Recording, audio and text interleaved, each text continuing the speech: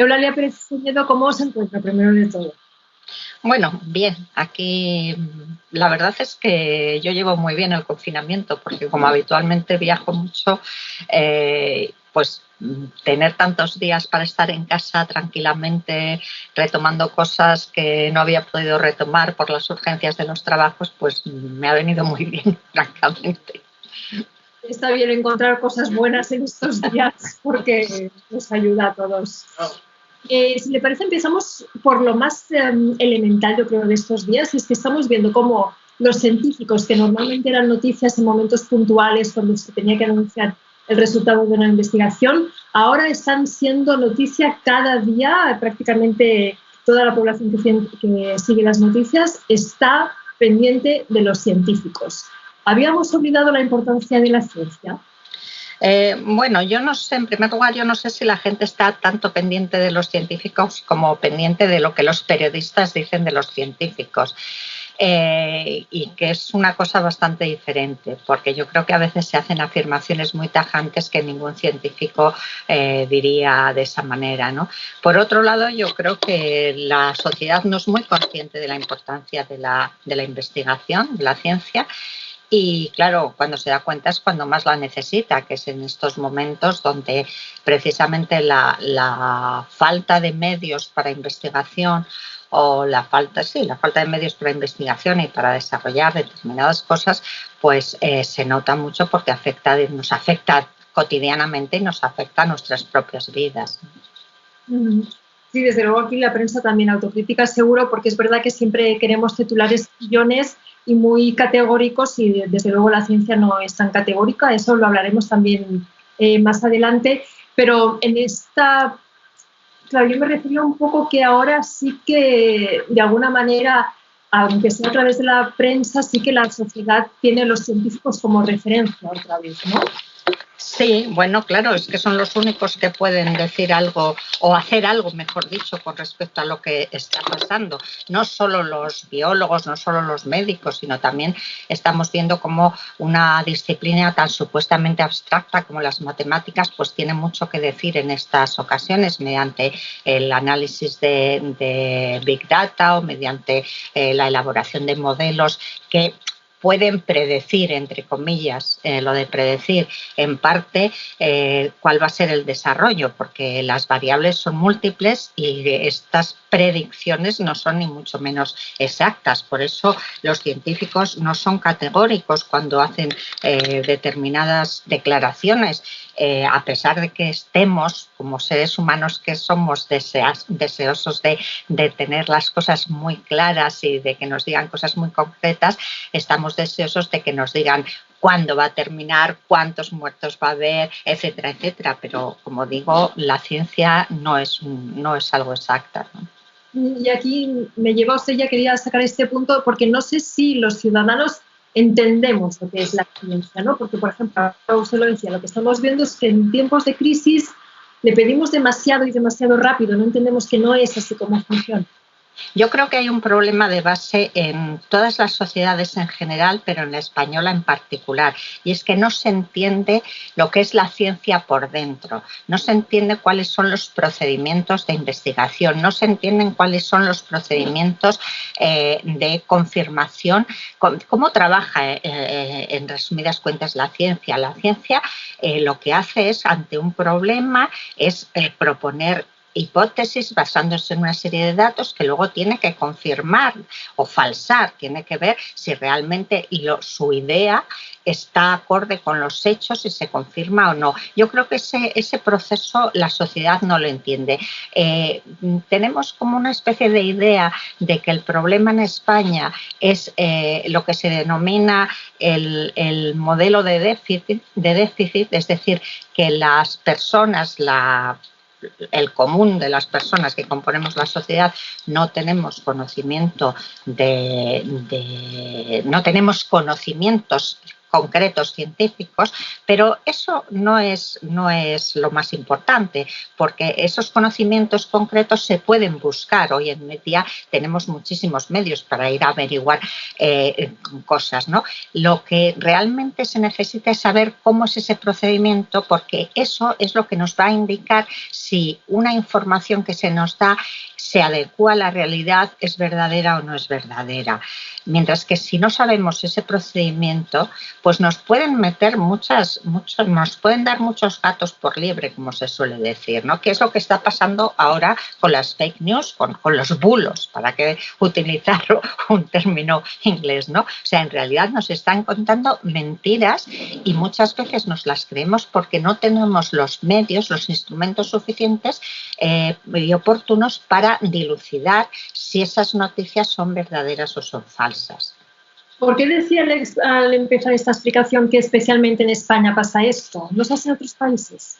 Bueno, porque en otros países la educación que se da a lo largo de lo que diríamos la enseñanza primaria y el bachillerato aquí, se hace más hincapié precisamente en esta cuestión de cómo funciona la ciencia. Muchos países tienen disciplinas, asignaturas que, bueno, se suelen llamar de CTS, de Ciencia, Tecnología y Sociedad, donde precisamente se tratan de estas cosas, se trata de, bueno, cuáles son estos procedimientos, las relaciones entre la ciencia y la tecnología con la sociedad, la percepción que tiene la sociedad de la ciencia. Todas estas cosas se tratan más. Se hacen estudios de casos donde se ven controversias. Por ejemplo, yo ahora mismo estoy viendo en las noticias como si todos los científicos estuvieran de acuerdo en todo, y eso no es cierto. Los científicos discrepan entre sí, por eso hay esas controversias, algunas muy famosas, otras menos, pero bueno, hasta que la comunidad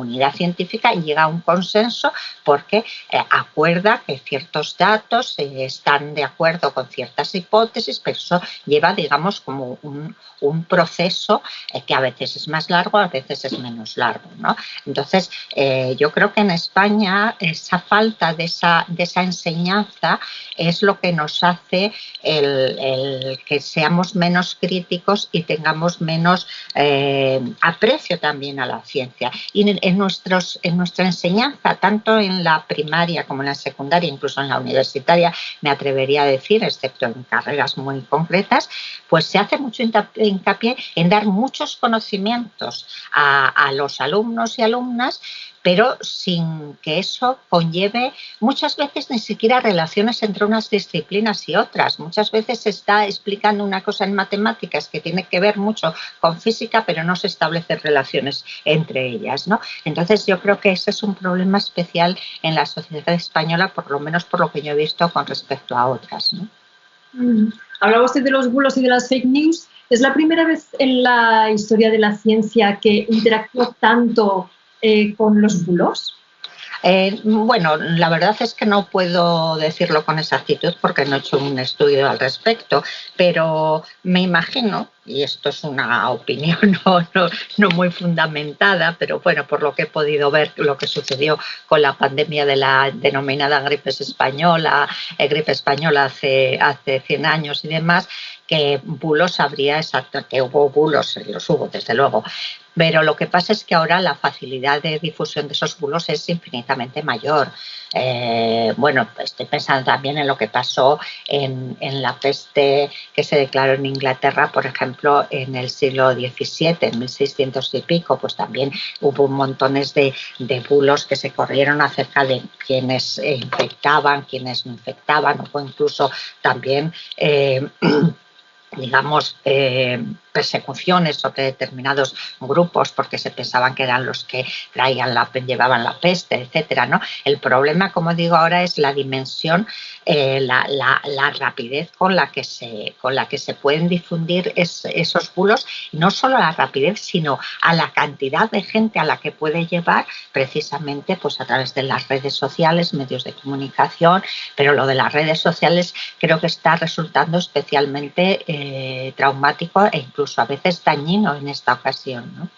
¿Y eso afecta al trabajo de los científicos? ¿Puede condicionar su trabajo a la hora de decir, ostras, nos tenemos que centrar en esto, en ese otro? ¿Tenemos a lo mejor también afecta en el sentido que me decía usted, no todos los científicos siempre están de acuerdo. Eso podría propiciar ciertos bulos de decir, mira, uno dice esto y el otro dice otro. No sé cómo pasa todo. Bueno, hasta ahora yo no he visto discrepancia o grandes discrepancias en la comunidad científica, al menos en las manifestaciones que han hecho públicamente. Y yo creo que no afecta. A lo mejor puede afectar en el sentido de que evidentemente la sociedad está ejerciendo una presión sobre los científicos que antes no se tenía, ¿no? Pero yo creo que ellos están muy centrados en su trabajo y que lo que les importa es atender a los enfermos, en el caso del personal sanitario, intentar que haya las menos muertes posibles y, desde luego, el hacer el intentar pues conseguir atajar esta pandemia, o bien a través de una vacuna, o bien a través de otros medios, como pueda ser el control de los infectados que no tienen, digamos, grandes síntomas y que por tanto pueden estar inmunizados, ¿no? E inmunizar a otros. Lo que sí parece que se está viendo es que algunos bulos relacionados con el coronavirus están muy activos. Otros ámbitos que generaban ciertos bulos, informaciones no del todo veraces, eran, por ejemplo, mensajes que se esparcen por las redes relacionados con el terraplanismo, con los antivacunas. Sobre todo los antivacunas, parece que ahora hay un silencio que a lo mejor dura más tiempo. No sé si a partir de momentos de crisis como estas puede haber que sea un cambio en estos otros ámbitos, como los antivacunas, que estén un tiempo más silenciados o como mínimo un poco más... Bueno, esperemos que sí, porque yo creo que el movimiento antivacunas es una insensatez, desde luego. Creo que hay que ser muy críticos con todo lo que nos afecta personalmente, pero hay cuestiones que no se pueden cuestionar, hay cosas que no se pueden cuestionar, como es el efecto beneficioso de las vacunas. Esto no implica que no haya algún caso en el que esas vacunas sean perniciosas, pero no a nivel general. Es que el que haya un caso en el que, por los motivos que sea, esa vacuna afecte a una persona, incluso que pueda llevar a la muerte, porque ha habido casos muy escasos, pero los ha habido, eso no quiere decir que a nivel general y mayoritariamente esas vacunas sean beneficiosas. Las vacunas, junto con cuestiones tales como la salubridad, los saneamientos y, por supuesto, los antibióticos, yo creo que han sido las causas principales para nuestra mejora de la salud y de nuestro bienestar. Entonces esperemos que... pero yo no sé hasta qué punto esto puede ser tal y como dices, porque no está claro que se vaya a conseguir una vacuna para este virus.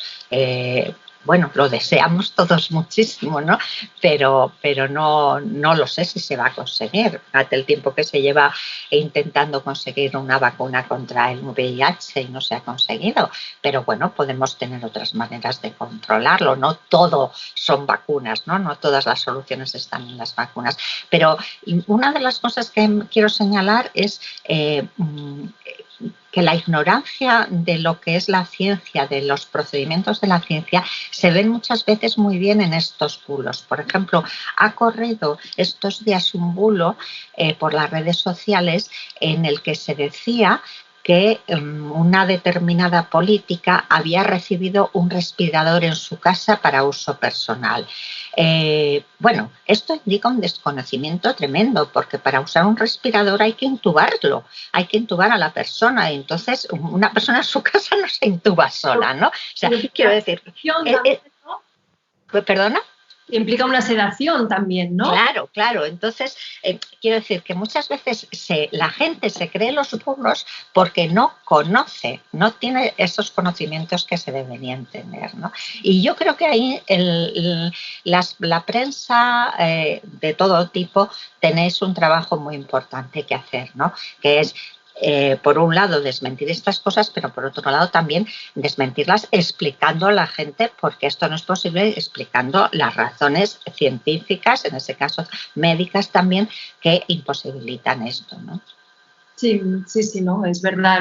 Relacionado un poco con lo que decíamos algo, ¿no?, del sistema educativo, que a lo mejor nos falta que nuestro nivel científico, conocimiento del funcionamiento de la ciencia, pues sea más alto, a ver si esto se soluciona, a ver si de aquí sacamos algo bueno. En concreto, en el momento que estamos ahora viviendo, ¿no? De esa lucha contra la pandemia. Intentaba buscar otra palabra que no sea lucha, porque no, a veces es una palabra un poco... Las metáforas bélicas están muy de moda ahora. No es la primera pandemia global que afrontamos. Ha habido pandemias a lo largo de la historia. Usted recordaba, ¿no? Pues hubo la viruela, la gripe española. También hace poco en África ha tenido muchísimos problemas con el ébola. Y ahora miras los datos y parecen datos pequeños en comparación con lo que estamos viviendo ahora. Pero en cambio sí que parece que nos ha cogido a todos como por sorpresa. No, es que lo que hemos aprendido no nos ha servido, no le hemos hecho caso. ¿Qué ha pasado? Bueno, yo creo, por un lado, que realmente nuestra mente olvida muy rápidamente, ¿no? No tenemos memoria histórica. Eso por un lado. Y luego, por otro, yo creo también que es que hay dos cosas o varias cosas. Por un lado, que nunca Occidente se había sentido tan afectado como está ahora, porque el ébola, ¿qué pasó con el ébola? Sí, hubo una crisis tremenda en África, que por cierto se ha ido repitiendo posteriormente con menor virulencia, y a nosotros nos afectó porque nos llegaron un par de personas infectadas, Claro, en este caso que tenemos 20.000 personas afectadas, ¿no? En estos momentos, después de poco menos de un mes un mes desde que empezaron los primeros casos, ¿no? Ya no los importados, sino de aquí. Entonces, claro, no es lo mismo.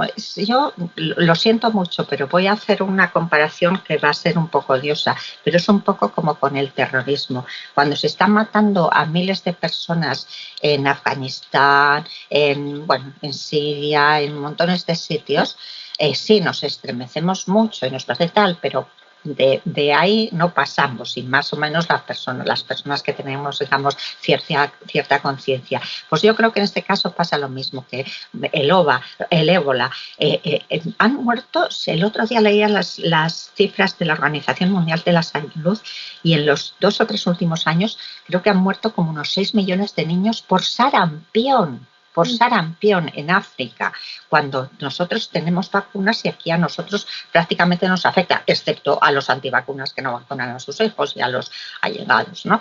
Entonces, eso, claro, no nos afecta, pero en el momento en que la tenemos en casa, claro, nos afecta muchísimo. Por eso esa alarma social. Y luego también es una cosa, y es que la capacidad de afectación del virus es mucho más alta que en el caso de la gripe normal. Por ejemplo, en la gripe normal, pues una persona puede infectar a 1 o 2 personas. En este caso, se multiplica los afectados, las personas a las que puede infectar un afectado, ¿no? Entonces, yo creo que todos esos factores han influido mucho. Ya, sí.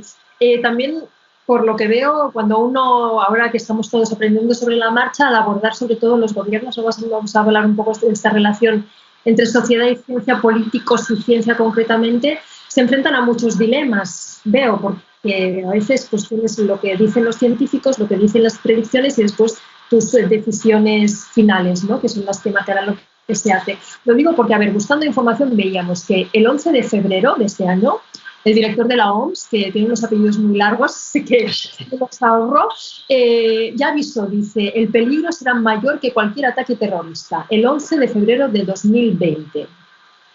Entonces allí los gobiernos se tuvieron que plantear, como mínimo en algún momento, decir, oye, ¿qué vamos a hacer? ¿Hacemos caso ya o no? Sí, pero fíjate que la propia Organización Mundial de la Salud tardó todavía bastantes semanas en declarar esto una pandemia.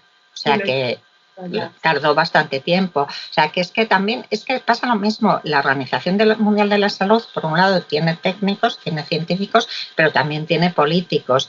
Y es lo que sucede, estabas diciendo, bueno, una cosa es lo que dicen los científicos y otra cosa es lo que hacen los políticos, que son los que tienen que tomar decisiones. Claro, yo te puedo hablar desde el punto de vista de los científicos y de mi trabajo de relación entre la ciencia y la sociedad y la tecnología, pero ellos tienen que tomar otro tipo de decisiones además, que por supuesto, lo primero de todo es salvar las vidas de las personas, pero es que también estamos viendo que no, por ejemplo, bueno, yo creo que en este caso el gobierno español se puede criticar muchas cosas, ¿eh? Y yo lo haré en su debido momento, seguramente, pero desde luego creo que con respecto a la cuestión sanitaria está tomando las decisiones oportunas, pero claro, es que está teniendo que tomar decisiones que van a afectar a la economía del país y por tanto a toda la sociedad durante probablemente los próximos 5 o 6 años.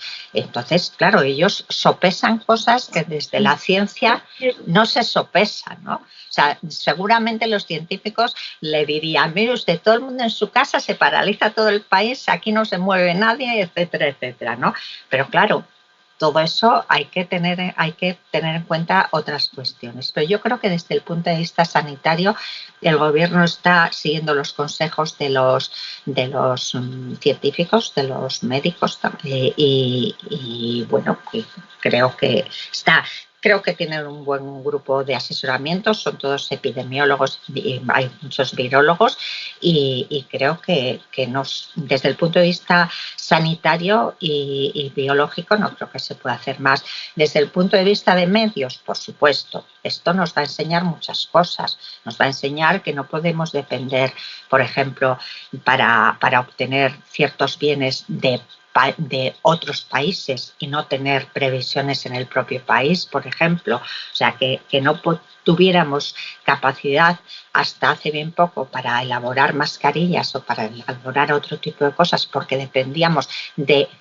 Y en eso los empresarios tienen que ser muy críticos porque han deslocalizado muchas empresas para abaratar costes. Bueno, pues eso a lo mejor nos tenemos que replantear muchas cosas y nos las replantearemos desde luego, ¿no? Pero desde el punto de vista de la ciencia yo creo que se está haciendo todo lo que se puede dados los conocimientos que tenemos en estos momentos, porque es que es una cosa nueva. O sea, no nos enfrentamos con algo que ya conocemos desde hace, no digamos años, sino siglos, sino que es un virus nuevo que ha mutado y que además parece ser, y digo parece ser porque las cosas tampoco están claras todavía, que incluso ya está habiendo cepas diferentes a la cepa originaria o a la supuestamente originaria, porque tampoco estamos todos seguros de eso, ¿no? Entonces, bueno, pues hay que ser muy precavidos, pero aplicar el principio de precaución creo que siempre es importante.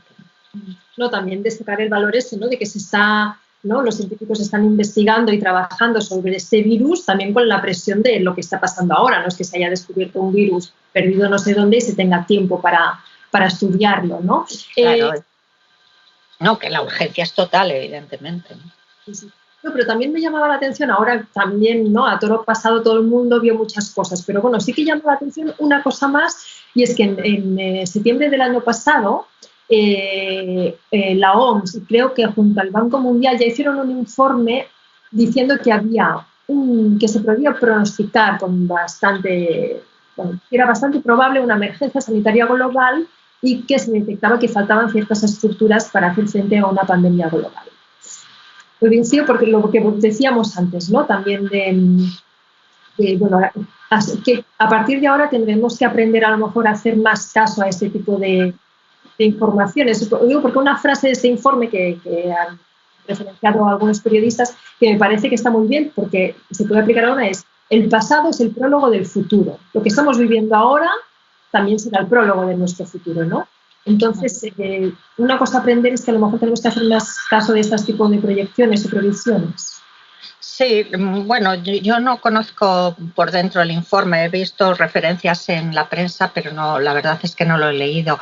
Pero bueno, hay que ver, porque cuando se hacen unas predicciones vagas, cualquier cosa se puede cumplir, ¿no?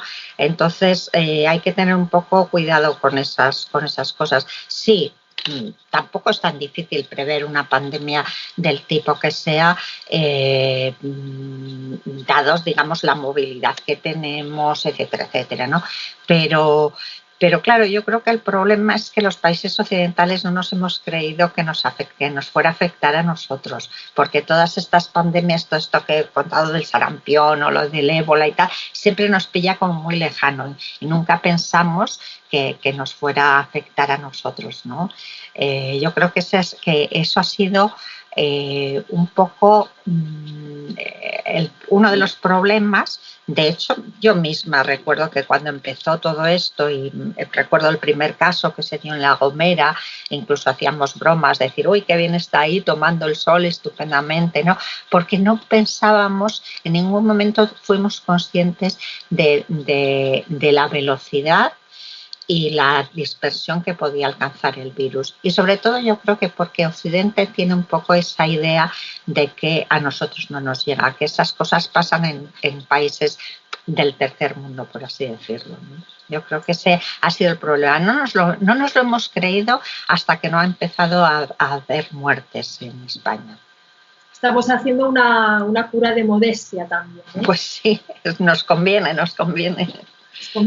Sí, sí. Hablábamos antes de dilemas, claro, usted me criticará porque ahora recojo unos titulares hechos en la prensa muy escandalosos, pero que reflejan un poco estos dilemas en los que estamos. Uno que decía que en Bélgica decide dejar morir a la gente mayor en las residencias. Era un poco más elaborado todo, no era sí.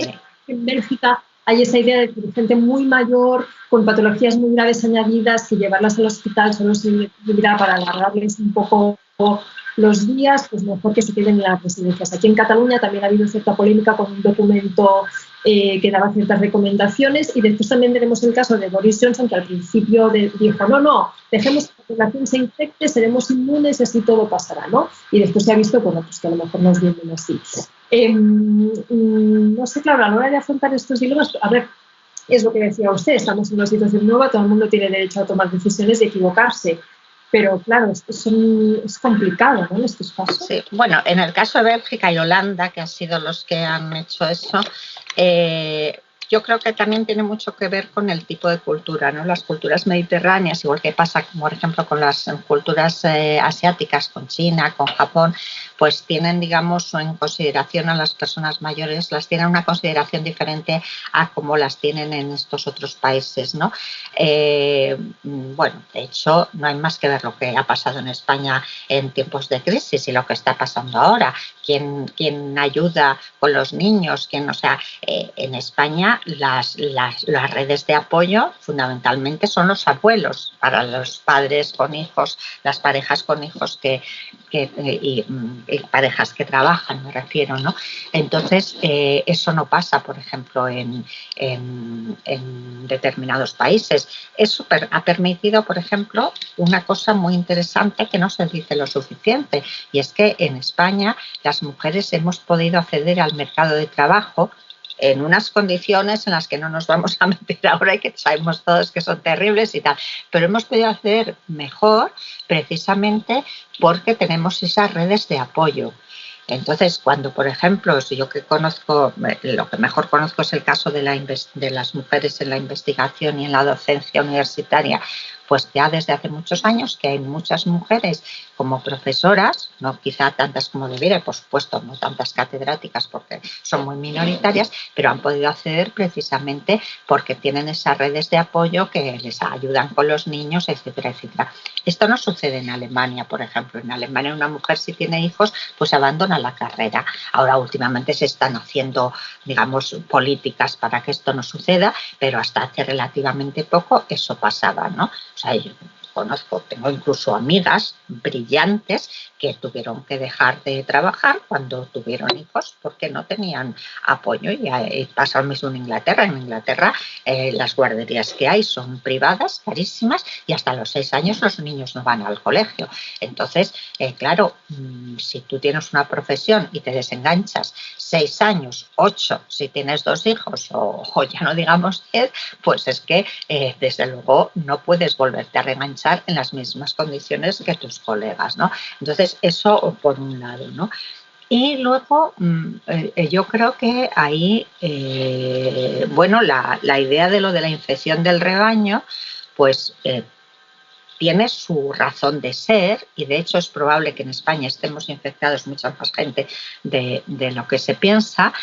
Pero la cuestión, yo creo que lo que se han planteado los epidemiólogos en España, los asesores del gobierno, ha sido, sí, dejábamos que se infectara la gente al ritmo normal, con lo cual se iban a colapsar las urgencias y ya no digamos las UCIs, o si intentábamos que esa infección no fuera al ritmo al que se habría sido si no se hubieran tomado medidas para así paliar el acceso, para hacer que el acceso a los servicios sanitarios fuera menos abrupto, menos masivo. Y yo creo que en ese sentido ha sido algo muy acertado. La cuestión de mandar a morir a los ancianos a su casa o dejarlos en las residencias que se mueran, yo creo que eso tiene que ir en la conciencia de cada uno. Desde luego no creo que en España fuera algo aceptado. En mi opinión no es aceptable tampoco, pero desde luego no creo que socialmente fuera aceptado. Parece ser que en otros países sí, pero por ejemplo yo creo que en China pasa lo mismo, porque digamos el estatus que tienen los ancianos dentro de la sociedad china es incluso mucho más elevado que el que se tiene en la sociedad española. Sí. Solamente cuando pase todo esto tenemos que mirar con más calma qué ha pasado en las residencias de mayores, porque ha sido... Sí, tendremos que mirar muchas cosas también que ha pasado con los sistemas sanitarios, porque es que nos olvidamos que la crisis le pasó mucha factura al Sistema Nacional de Salud. O sea, hubo montones de despidos en estos momentos. El otro día veía los datos y somos de los países que tienen menos médicos por 1.000 habitantes, menos personal sanitario en general. Se han puesto muchos hospitales en manos privadas que, bueno, es normal. Cuando una empresa es privada, pues lo que pretende es obtener beneficios. Y entonces, pues lo que tenemos que plantearnos es si ponemos en manos de empresas privadas nuestro sistema sanitario, parte de nuestro sistema sanitario, o no. Lo mismo sucede con las residencias de ancianos. Al menos en la Comunidad de Madrid se han dejado muchísimas residencias de ancianos, se han dejado en manos privadas. Entonces es normal que los empresarios de estas residencias privadas pues quieran obtener beneficios. ¿Y eso en qué se traduce? Pues en que tienen menos personal, están menos adecuadas, etcétera, etcétera. Esto no quiere decir que todas las residencias privadas sean así, ni mucho menos, pero que puede ser el caso, y de hecho lo es en muchos casos también, pues es cierto, ¿no? No, antes cuando hablábamos de los políticos, su responsabilidad que es gestionar los recursos, que son limitados, y eso lo entendemos todos, pero a lo mejor en ciertos ámbitos pues no tendrían que ser tan limitados, y a ver si después de esto se toman algunas decisiones. Entonces, teniendo en cuenta todo lo que hemos hablado, que veo que tenemos muchas asignaturas pendientes, ¿hacia dónde iremos? ¿Qué pasará después? ¿Qué líneas ustedes de salida o de aprendizaje? Bueno, no soy, no tengo poderes. Usted, por ejemplo, el tema de la educación, que lo encuentro muy importante, bueno, no es fácil poner en marcha, porque en un artículo suyo de 2011, pero que ya lo que decía, yo creo que todavía es válido, un artículo en inglés, Crossing on Public Perception of Biomedicine, Spain and European Indicators, usted decía allí ya, la formación científica de los ciudadanos es cada vez más un requisito de la democracia, y esto creo que ahora se está demostrando más importante. Sí, bueno, lo sigo manteniendo, pero parece que no me hacen mucho caso. Ya lo decía, ¿cuándo? En 2011, madre mía. Sí, yo creo que eso es muy importante. Yo creo que nuestros políticos deberían, y no solo nuestros políticos, la sociedad en general deberíamos presionar para que esto se tenga en cuenta. Es que una sociedad inculta científicamente es una sociedad muy fácilmente manipulable. Entonces, claro, a muchos políticos eso no les interesa, evidentemente, ¿no? Tener una ciudadanía crítica y que sea capaz de decirle, no, hasta aquí hemos llegado, pues a lo mejor no les interesa a muchos políticos, ¿no? Pero yo creo que eso es muy, muy importante. Entonces, quizá presionar para que haya realmente una educación científica, pero no solo de contenidos, sino de procedimientos, de ver cómo funciona realmente la ciencia. Nosotros en el Consejo Superior de Investigaciones Científicas tenemos un programa que se lleva a los chicos y chicas de determinados cursos a los laboratorios para que vean cómo se funciona. Pero claro, eso es algo puntual, eso está muy bien y es estupendo, pero es algo puntual. tiene que darse un paso más allá, ¿no? Tiene que verse y trabajarse con casos, con, bueno, pues a lo mejor esta pandemia puede ser un buen estudio de caso para que se vea cómo funciona la ciencia y cómo funciona en relación con la sociedad, ¿no? Entonces yo creo que eso es muy importante. Por un lado, la educación. Deberíamos plantearnos muy seriamente lo de la educación. Otra cosa que deberíamos plantearnos muy seriamente es la financiación de la investigación científica y de la investigación científica a todos los niveles, porque no tenemos que olvidar que todas las disciplinas están relacionadas, están muy interrelacionadas y que además los campos donde más se progresa es aquellos campos en los que hay mayor interdisciplinariedad. Entonces, todo eso lo tenemos que tener en cuenta y apoyar por una buena financiación de la investigación científica en este país que a trancas y barrancas se ha ido manteniendo, pero con una disminución de recursos. Por ejemplo, en mi institución el porcentaje de personal ha disminuido en casi un 40% debido a los recortes. Ahora empezábamos a recuperarnos desde hace un año o dos, pero supongo que con esto otra vez volveremos a pagarlo, ¿no? Entonces, que la gente sea consciente de que la investigación científica es importante y la educación científica, por supuesto, no solamente en momentos puntuales, sino a lo largo de toda la vida. Y además que la educación científica no debe centrarse solo en la primaria, en el bachillerato y en la universidad. Hay que empezar desde los más pequeños y hay que continuar hasta los más mayores, porque la gente mayor también tiene derecho a estar, a estar al tanto de las nuevas innovaciones. Ahora hemos visto, por ejemplo, muchos problemas que se planteaba a la gente mayor con esto de no poder salir a comprar y tener que hacer la compra online. Bueno, pues todo esto, si tuviéramos un buen programa de alfabetización tecnológica para mayores, a lo mejor no habría supuesto el problema que está suponiendo en determinados grupos, ¿no? Sí, sí, esto sí, es claro que la gente mayor y que está sola, pues nos hemos dejado un poco abandonados. Ya para acabar, ya a nivel a lo mejor más personal, ¿qué deberíamos aprender de todo esto? Pero a lo mejor también hacer un poco cada uno de nosotros un poco de autocrítica, que a lo mejor no somos exigentes con lo que tendríamos que ser, ¿no? Pues yo creo que una de las cosas que tenemos que tener en cuenta o que deberíamos aprender es que, primero, que la ciencia es importante para nuestra vida cotidiana. Segundo, que es obligación moral nuestra el estar al tanto de cómo funciona. Y tercero, que tenemos que exigir a quienes nos dirigen, a nuestros partidos políticos, etcétera, etcétera, que eso sea una prestación social obligatoria. O sea, que no nos olvidemos de esto cuando pase todo el asunto y volvamos otra vez a decir que no pasa nada y que hay cosas más importantes, etcétera, etcétera. Yo creo que estas cosas deberíamos tenerlas en cuenta. Y luego yo creo que como ciudadanos y ciudadanas deberíamos tener muy claro que debemos educarnos para ser críticos y que no nos den gato por liebre, que seamos muy capaces de distinguir lo que son hechos comprobados de bulos o de mentiras que nos puedan decir o que nos puedan intentar colar, ¿no? Bueno, a ver si ahora que todos tenemos tiempo pensamos un poco más en todo esto. Eulalia Pérez, muchísimas gracias por este tiempo, se lo agradezco mucho y sobre todo cuídese, que es momento de cuidarnos. Bueno, sí, yo estoy así, o sea que no sé cómo acabaré, pero bueno, si estoy infectada creo que he inmunizado a mi familia. O sea que... bueno, una parte buena. Sí.